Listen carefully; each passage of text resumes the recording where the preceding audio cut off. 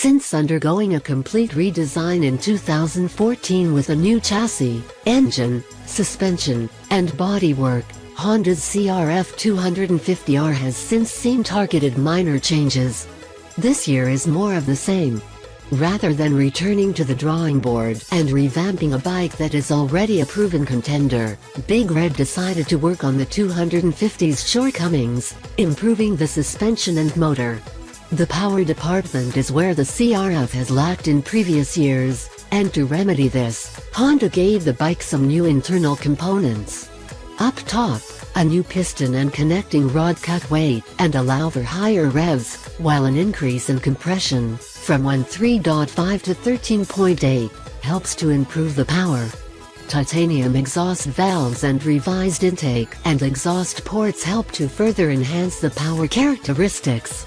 Complementing the engine updates is a new air boot and revised ignition mapping, as well as a new exhaust resonator to the header and an increased diameter inner muffler pipe.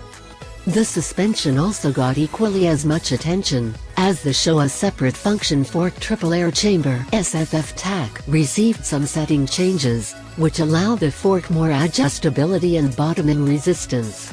The outer fork leg is also longer to give the fork more room to be moved up or down in the triple clamps.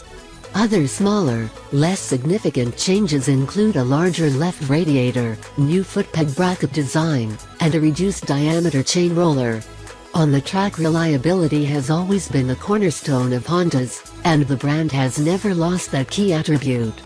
Over the years, though, performance has varied, and the 2016 CRF250R's power and handling is an improvement over last year. While not a drastic change, the power of the CRF is better. The power comes on strong on the bottom and pulls into the top end nicely. However, we did feel that the over-rev is where the bike lacks. We found ourselves having to shift earlier, as the bike stopped producing usable power when we needed it the most.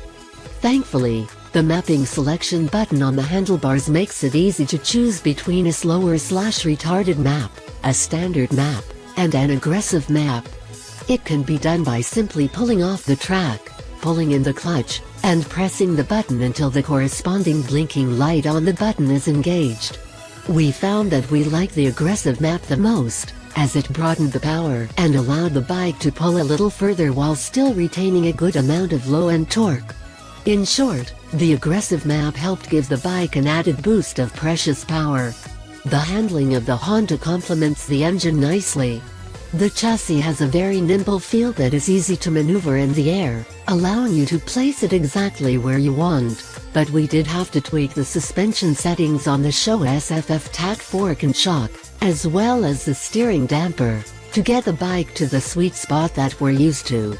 Initially, the suspension felt soft with a bias on the rear end. The bike handled well down fast rough straights, but because the rear end was lower, turning was hindered. To fix this, we stiffened up the high-speed compression on the shock, softened the fork's outer chamber pressure from 12C to 8C, and lastly we went 2 clicks stiffer on the low-speed compression. To help stabilize the bike at speed, we also went 2 clicks stiffer on the steering damper. All of this combined to give the bike a more planted feel in corners, while improving the bottoming resistance on big jumps and the ride stands down rough straights. After those changes were made, we had a blast aboard the CRF. The verdict: with only minimal changes to the suspension and motor, Honda has improved upon an already solid package for the CRF250R. The motor is faster and revs more freely than last year, and the suspension provides good smooth action. While we found it to be slightly soft at first, it only took some minor adjustments to get it to where we wanted. Once that was achieved, we were happy.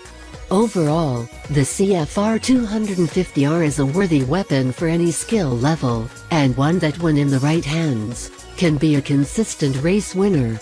UPS, improved power over last year's bike. Strong off the bottom, handling is solid, and confidence inspiring. Good straight line stability. Chassis has a nimble, yet stable feel. 3-map ignition selector switch on the handlebars is very convenient. Strong brakes. The show of fork and shock offer a lot of adjustability. Downs. Suspension is soft for faster or heavier riders. Could still use some more top end over rev. HRC setting tool is complicated to use, and requires a laptop when reprogramming the ignition mapping.